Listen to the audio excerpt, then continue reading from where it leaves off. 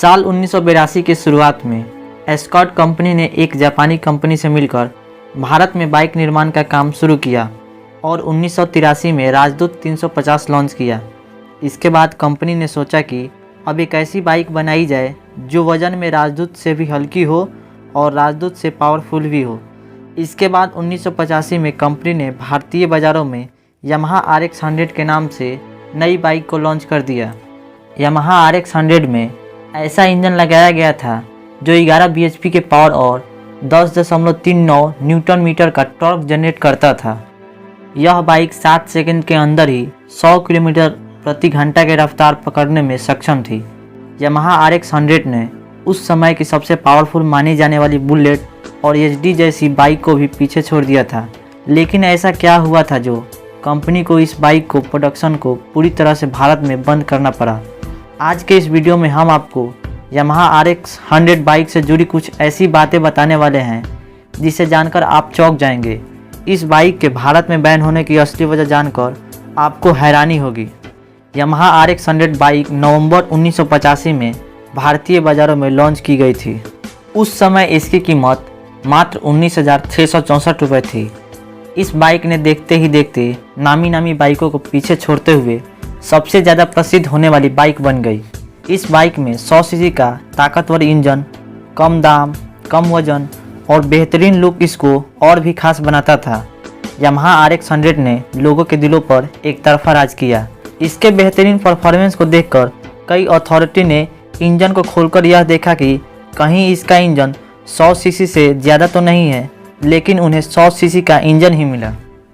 उस समय के रेसिंग के दीवाने ने जमकर इस बाइक का मजा लिया था। इस बाइक में वास्तविक रूप से 98 सीसी का इंजन लगा था जो 2 stroke air cooled single cylinder का इंजन था। यह इंजन बाइक को 7500 RPM के साथ 11 bhp की ताकत देता था। अपने दमदार इंजन के बदौलत 4 स्पीड गियर बॉक्स वाली यामाहा RX 100 100 किलोमीटर प्रति घंटे की रफ्तार से दौड़ सकती थी। माना जाता है कि इसकी हल्की वजन रॉकेट की तरह उड़ाता था, इसलिए लोग इसे पॉकेट में रॉकेट भी कहते थे। लेकिन इतनी खूबियां होने के बावजूद भी मात्र 10 सालों में ही इसकी बिक्री और प्रोडक्शन पर सरकार ने रोक लगा दी थी। दरअसल इस बाइक की जो खास खूबियां थी वही इसकी बैन होने की कारण बनी। आमतौर पर बाकी बाइक को स्टार्ट करने के बाद स्पीड पकड़ने में समय लगता है, लेकिन यामाहा RX 100 स्टार्ट होने के तुरंत बाद ही 100 किलोमीटर प्रति घंटा की रफ्तार से स्पीड पकड़ने में सक्षम थी। आपने देखा होगा सर्कस के मौत के कुआं में यही बाइक प्रयोग की जाती थी। वो इसलिए प्रयोग की जाती थी क्योंकि यह एकदम से फुल स्पीड में दौड़ सकती थी। इसके अलावा उस दौर में यामाहा RX 100 चैन स्नैकर और अपराधियों द्वारा यह बाइक काफ़ी प्रयोग किया जाने लगा। घटना को अंजाम देने के बाद अपराधी इसी बाइक से तेज़ी से भाग जाते थे। महज 7 सेकंड में 100 किलोमीटर प्रति घंटा की रफ्तार से रफ्तार पकड़ने वाली यह बाइक अपने शानदार पिकअप और पावर के चलते थोड़ा चलते समय धुआं भी ज़्यादा देती थी। ऐसे में सरकार ने यह फैसला किया कि यह बाइक अपराधियों के लिए मददगार साबित हो रही है और पर्यावरण को काफ़ी नुकसान पहुंचा रही है, इसलिए इसका प्रोडक्शन बंद कराना होगा।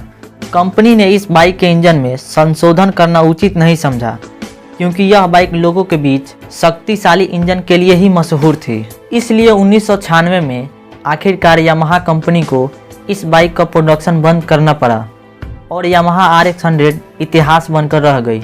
तब से लेकर और आज तक भारतीय बाज़ारों में इस सेगमेंट में बहुत सारी बाइक आई और आगे भी आती रहेगी, लेकिन यामाहा RX 100 जैसा ना कोई पहले बाइक थी और ना ही आगे ऐसी बाइक आएगी।